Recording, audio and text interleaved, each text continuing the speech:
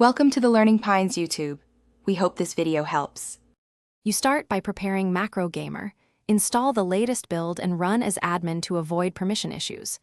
Once installed, connect your input devices, mouse, keyboard, or gamepad, and confirm HID detection in device status. Next, enable developer mode and open the macro editor panel so you can create scripts immediately. This gets you past setup friction and into the first actionable step, creating a new macro file. Make sure to save to a known folder, so backups are simple and you now build and map your macro. Record or hand code keystrokes, delays, loops using 0. 5's granularity for reliable timing, and explain why each pause matters for game responsiveness.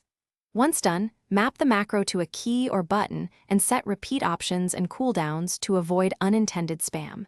Then test in sandbox mode to watch behavior without affecting live games.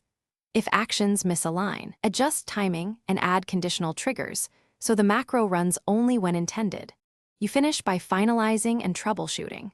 Enable a per-game profile and export settings for reuse so setup is repeatable.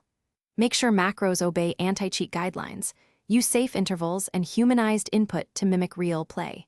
If something fails, check the event logs for errors and run Macro Gamer as admin to resolve permission blocks. Once done, reduce timing precision or add small random delays if actions look robotic. Finally, make a backup and you're ready to deploy.